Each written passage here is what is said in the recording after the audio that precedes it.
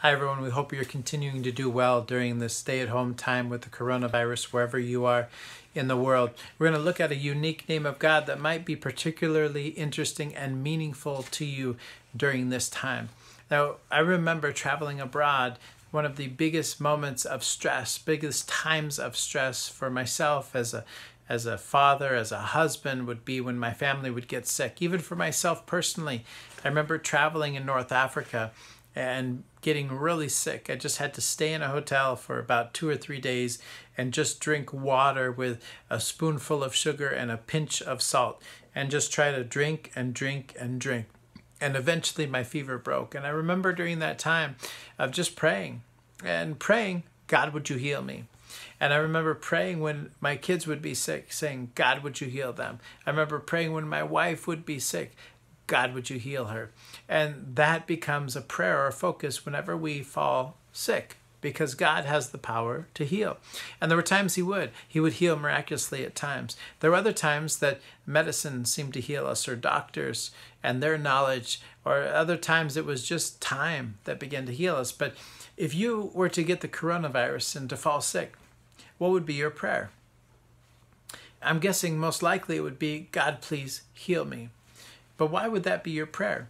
Because sometimes when we think of God as a healer, we only think about physical healing that goes on. I want to remind you that there's other healing that we need, and usually it's even more important than physical healing. One is healing of emotions, and the other is healing spiritually. Now, when God begins to reveal Himself as a healer to His people, it happens in a very unique way around a very unique image. And I hope we could learn from that today. Now, if you know the history of Israel, they were taken captives, they were slaves in Egypt, and eventually they got their freedom and they left and they pursued God to this promised land. One of the biggest obstacles that they faced when they left Egypt and were on the run was the Red Sea. How could you cross a sea? And if you know the story, they crossed the sea because God walled up the water on either side and they walked through on dry land. But when the Egyptians tried to follow after them, the water collapsed and they were free. They were in this new land and they were so excited. Well, after that, they began a 3-day journey.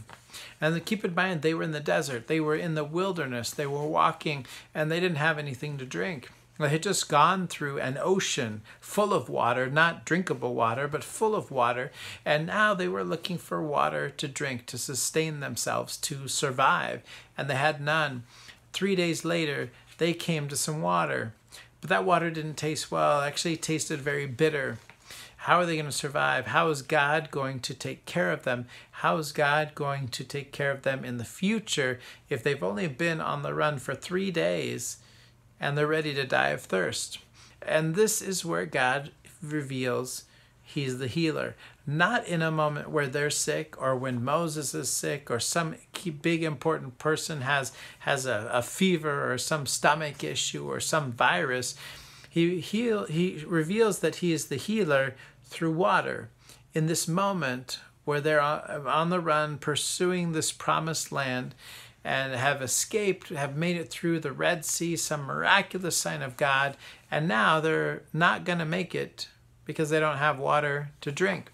And the name of God we'll look at today is Jehovah Rapha, the God who heals. And the place that it first comes up for us is in the book of Exodus, in the book of Exodus chapter 15, which I'm going to read for us. This is after they had already come out of the Red Sea. They had traveled, and starting in verse 22, it says this: Then Moses made Israel set out from the Red Sea, and they went into the wilderness of Shur. They went 3 days in the wilderness, and they found no water. Now when they came to Marah, they couldn't drink the water of Marah because it was bitter. Therefore it was named Marah. And the people grumbled against Moses, and they said, What shall we drink? And he cried out to the Lord, and the Lord showed him a log, a piece of wood. And he took the log and he threw it in the water, and the water became sweet. There the Lord made for them a statute and a rule. And there He tested them, saying, If you will diligently listen to the voice of the Lord your God, and do what is right in His eyes, and give ear to his commandments and keep his statutes, I will put none of the diseases on you that I put on the Egyptians, because I am Jehovah Rapha. I am the Lord your healer. Then they came to Elim, where there were 12 springs of water and 70 palm springs, and they encamped there by the water. So we understand in this moment that it was actually a test, that God wanted to test them to see how they would respond. And when he tested them, Moses cried out to him. And it's odd, I think, that the way that the waters were drinkable was that he threw in a stick, he threw in a log, he threw in a piece of tree. And this wood healed them, or healed the water. And what's also interesting is that the water became sweet. It didn't just become neutral, right? It became even better than it could have been by itself.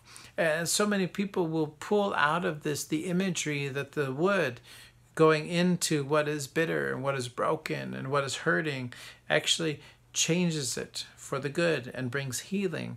And that it was a foreshadowing of what the cross would do for people, that Jesus dying on the cross, going up on a tree, would bring forgiveness of sins for all of humanity. And God basically says, I want to test you that in this moment where you need water to survive, keep in mind that you need me to survive. All of the plagues of Egypt, which I inflicted on them, I won't inflict on you. I am Jehovah Rapha. I am the God who heals you if you walk diligently after me. And sometimes we need to go through times of wilderness to find out who God really is, to find out God's power. But keep in mind that as he revealed this, it was in this middle of these encounters with water, of passing through the Red Sea 3 days prior, of coming to a place where there was water to drink and not being able to drink it, and healing the water to give them life. And then just after that, they find springs, multiple springs for them as a people, as a reminder that God will provide. But what's so interesting is that in this moment where I think God is saying, I want to teach you that I'm the healer, that I'll heal whatever needs to be healed to give you life. He wants to remind them it's not just about the physical healing that they would need if they encountered the diseases from Egypt, but it's healing of even the most basic things of life, like water, that sustain you. And in Exodus 16, just after this chapter, is when they begin to eat. And they begin to eat this bread from heaven that they call manna, because they don't know what to call it. And so God continues to show them how he will bring things that are unexpected to help us heal. And the thing that he brings that is unexpected is the way that Jesus came and died on a cross to bring the healing that we truly need. Because the greatest healing that we need isn't always physical. It isn't always an emotional healing. It's a spiritual healing. It's to be forgiven. And all of those aspects of healing are what Jehovah Rapha does. Is he may heal us physically at times. He may heal us emotionally if we let him. But ultimately, he heals us spiritually. And he calls us his children. And he cleanses us from our sins. And that's the Jehovah that we read about in the scriptures, who revealed himself in this moment of bitter water, of turning a bitter life into a sweet one, by a log being put in the water, reminding us that who went up on the tree or the cross can change a bitter life into a sweet one if we would embrace his sacrifice for us and be healed spiritually. We would find healing emotionally. And he is Jehovah Rapha, no matter what would happen in our lives. I'd like to close with a passage out of Psalm 103 for you. It says this, verse 1 through 5. Bless the Lord, O my soul, and all that is within me. Bless his holy name. Bless the Lord, O my soul, and forget not his benefits, who forgives all of your iniquities and heals all of your diseases, who redeems your life from the pit, who crowns you with steadfast love and mercy, who satisfies you with good, so that your youth would be renewed like the eagles. That even in this mix of being healed from all our diseases, we see issues of forgiveness. We see issues of satisfaction. We see signs of renewal. And that's who Jehovah Rapha, the Lord who heals, truly is. God bless.